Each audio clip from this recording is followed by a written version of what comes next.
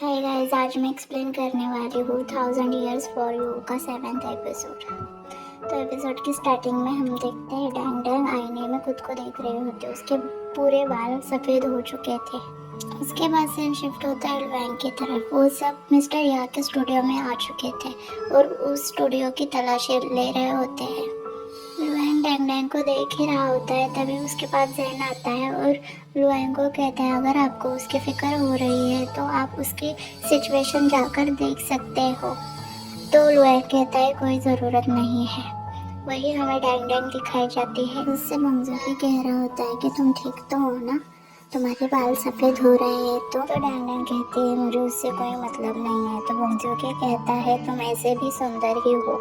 अगर लुआंग तुम्हें तुम्हारी सुंदरता की वजह से छोड़ देगा तो मैं तुमसे शादी कर लूँगा, तुम इसकी चिंता मत करना।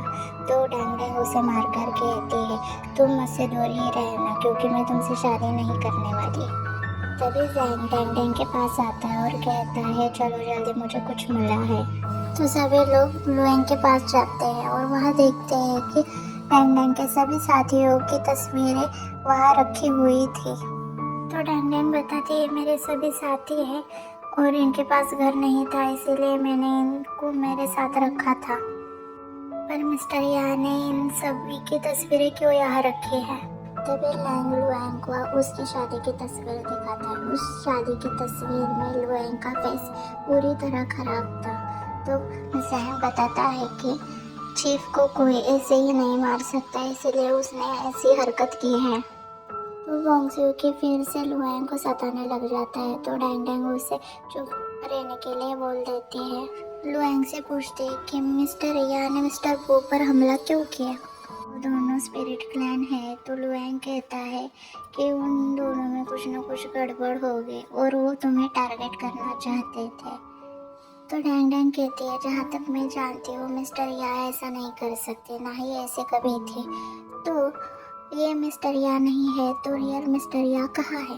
हमें उन्हें पहले ढूंढना होगा। तो लुआंग कहता है कोई ज़रूरत नहीं, पर डैंग डैंग कहती है हम उनको बचा सकते हैं और वहाँ से निकलने लग जाती है। पर उसकी तबीयत और भी खराब होने लगती है।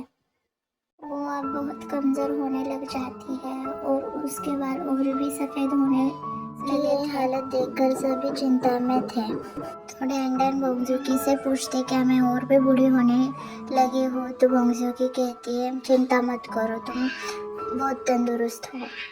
हम देखते हैं कि जैंग आकर बताता है कि मिस्टर या का पता लग चुका है और वो सभी मिस्टर या के पुराने घर पर आ जाते हैं और उन्हें ढूंढने लग जाते हैं।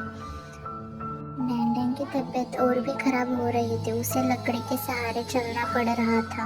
तभी लुआंग जैंग को आवाज देता है और जैंग डैंग डैंग को लेकर लुआंग के पास आता है। तभी हम देखते हैं कि मिस्टर याक की लाश वहाँ पड़ी थी और वो देखकर डैंग डैंग बहुत रोने लग जाती है।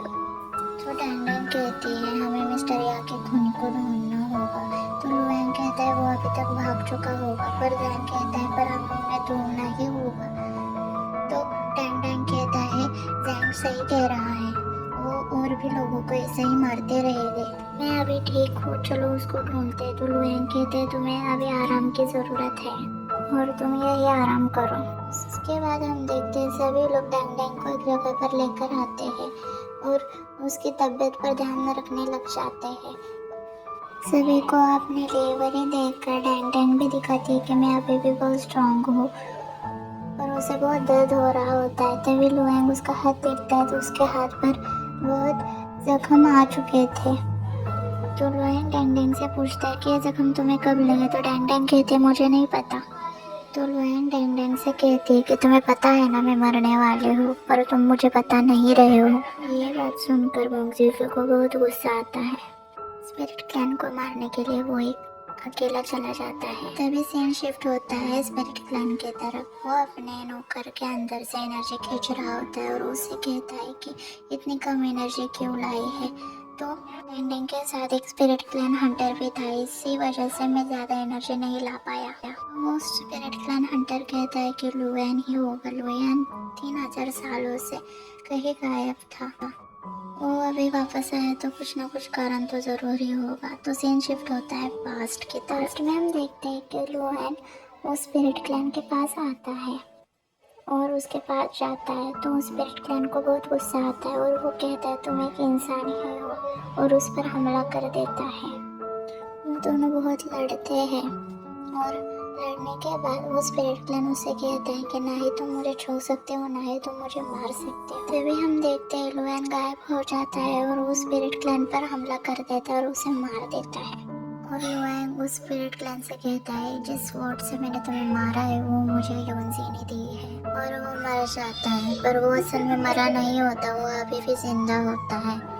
तो वो अपने नौकर से कहता है कि जल्दी से जल्दी मुझे डैंग डैंग की सोल चाहिए, उसकी पावर से ही मैं स्पिरिट क्लैन का डेमन बन सकता हूँ। तो उसका नौकर वो सोल लेने के लिए चला जाता है। उसके बाद हम लुआन को देखते हैं जो अपने जादू से डैंग डैंग को ठीक करने की कोशिश कर रहा था। तो डैंग डैंग कहती है मत करो, रुक जाओ। तो लुआन कहता है बस थोड़ा सा ही रह गया है। तो डैंग डैंग कहती है तुम अपनी एनर्जी मुझे दे रहे हो, ऐसा क्यों कर रहे हो तुम तुम्हारी एनर्जी बचाओ, तुम मुझ पर ये वेस्ट मत करो क्योंकि मैं एक डीमन बनने वाली हूँ। तो लुआन उससे कहता है तुम अभी भी मजाक के मूड में हो, तुम इतनी खराब सिचुएशन में हो तभी। तो डैंग डैंग कहते हैं अगर मैं डीमन बन गई तो तुम मुझे मार भी नहीं सकती, इससे अच्छा मुझे मरने ही दो। तो लुआन डैंग डैंग को खाने के लिए केक दे देता है और वही चुपचाप जाकर बैठ जाता है। डैंग डैंग उसके पास जाकर बैठ जाती है और कहती है कि आज मैं बहुत खुश हूँ क्योंकि शादी के बाद पहली बार हम दोनों साथ साथ हैं। अब मैं मर भी गई तो मुझे कुछ फर्क नहीं पड़ता। वो दोनों बातें कर ही रहे होते हैं तभी जैंग आता है और लुआन से कहता है कि मुझे स्पिरिट क्लैन की स्मेल आ रही है। तो लुआन डैंग डैंग को कहता है तुम यहीं बैठे रहना और जैंग को कहता है इस पर ध्यान दो और वो स्पिरिट क्लैन को ढूंढने के लिए चला जाता है। तो जैंग कहता है कि वो स्पिरिट क्लैन को पकड़ने के लिए बाहर गए हैं। तभी डैंग डैंग को बोंगज़ूकी पर शक हो जाता है और वो उन दोनों की बचपन की बातें उससे पूछने लग जाती है। कुछ भी जवाब नहीं दे रहा था। डैंग डैंग को समझ आ जाता है कि बोंगज़ूकी नहीं है और वो उसे बातों में उलझाए रखती है। डैंग डैंग और जैंग बोंगज़ूकी पर हमला करने ही वाले होते हैं तभी बोंगज़ूकी जैंग को उठाकर फेंक देता है और डैंग डैंग उस पर गोली चला देती है पर वो गोली से भी बच जाता है और डैंग डैंग पर हमला कर देता है। पर डैंग डैंग के चारों तरफ एक प्रोटेक्टिव शील्ड थी जिससे उसे कुछ भी नहीं होता और वो अपना हाथ काट देते हैं और उस स्पिरिट क्लैन के बॉडी पर रख देते हैं जिससे उसे तकलीफ होने लग जाती है। तकलीफ होने की वजह से वो स्पिरिट क्लैन बोंगज़ूकी की बॉडी छोड़कर बाहर आ जाता है। तो वो बोंगज़ूकी को साइड में रख देती है और बाहर भाग जाती है। उसके पीछे पीछे स्पिरिट क्लैन भी बाहर आ जाता है। तभी हम देखते हैं वहाँ लुआन भी आ जाता है और उस स्पिरिट क्लैन को मार डालता है। डैंग डैंग भी अब पूरी तरह से ठीक हो जाती है और लुआन उसके हाथ की मरहम पट्टी कर देता है। तो डैंग डैंग लुआन को बताती है कि मेरे पापा कहा करते थे कि मेरा ब्लड स्पिरिट क्लैन से फाइट कर सकता है। तभी बोंगज़ूकी जैन को लेकर आ जाता है। तो लुआन सबसे कहता है अब बहुत हो गया, चलो अब हम अपने घर जाते हैं। तो सभी अपने घर चले जाते हैं और सीन नेक्स्ट डे की तरफ शिफ्ट होता है। नेक्स्ट डे हम देखते हैं डैंग डैंग और उसके अंकल मिस्टर या के कब्र के पास बैठे हुए होते हैं और वो दोनों बातें कर रहे थे कि उन्होंने डैंग डैंग को उसके माँ की तरह पाला पोसा और बड़ा किया था। यही हमारा एपिसोड ख़त्म हो जाता है। अगर आपको एक्सप्लेनेशन अच्छे लगे तो लाइक कीजिएगा और नेक्स्ट एपिसोड के एक्सप्लेनेशन देखने के लिए सब्सक्राइब कीजिएगा। Thanks for watching, bye.